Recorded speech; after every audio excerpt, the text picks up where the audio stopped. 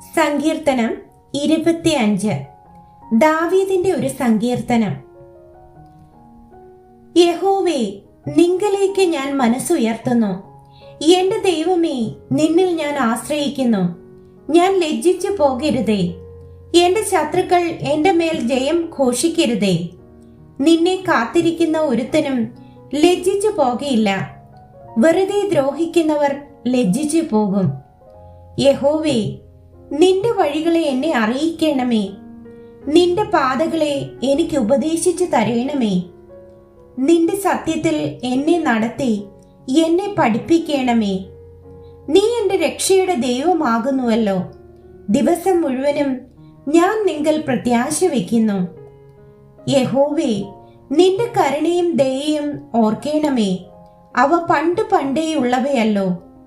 എന്റെ ബാല്യത്തിലെ പാപങ്ങളെയും എന്റെ ലംഘനങ്ങളെയും ഓർക്കരുതേ.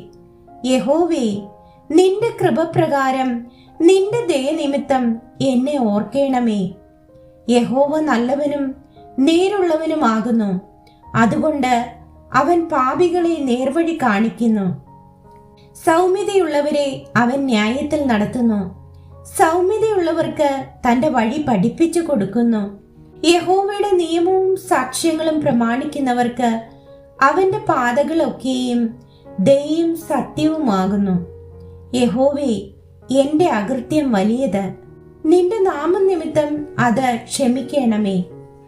യഹോവ ഭക്തനായ പുരുഷനാർ. അവൻ തെരഞ്ഞെടുക്കേണ്ടുന്ന വഴി താൻ അവന് കാണിച്ചു കൊടുക്കും. അവൻ സുഖത്തോടെ വസിക്കും. അവന്റെ സന്തതി ദേശത്തെ അവകാശമാക്കും.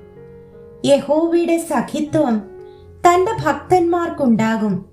അവൻ തന്റെ നിയമം അവരെ അറിയിക്കുന്നു. എന്റെ കണ്ണ് എപ്പോഴും യഹോവയിങ്കലേക്കാകുന്നു. അവൻ എന്റെ കാലുകളെ വലയിൽ നിന്ന് വിടുവിക്കും. എങ്കിലേക്ക് തിരിഞ്ഞ് എന്നോട് കരുണയുണ്ടാകണമേ. ഞാൻ ഏകാകിയും അരിഷ്ടനുമാകുന്നു. എനിക്ക് മനപീഡകൾ വർദ്ധിച്ചിരിക്കുന്നു. എന്റെ സങ്കടങ്ങളിൽ നിന്ന് എന്നെ വിടുവിക്കണമേ. എന്റെ അരിഷ്ടതയും അതിവേദനയും നോക്കേണമേ. എന്റെ സകല പാപങ്ങളും ക്ഷമിക്കണമേ. എന്റെ ശത്രുക്കളെ നോക്കേണമേ. അവർ പെരുകിയിരിക്കുന്നു.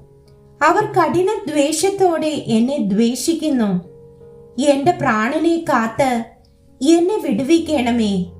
നിന്നെ ശരണമാക്കിയിരിക്കയാൽ ഞാൻ ലജ്ജിച്ചു പോകരുതേ. നിഷ്കളങ്കതയും നേരും എന്നെ പരിപാലിക്കുമാറാകട്ടെ.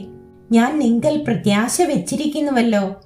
ദൈവമേ, ഇസ്രായേലിനെ അവന്റെ സകല കഷ്ടങ്ങളിൽ നിന്നും വീണ്ടെടുക്കണമേ.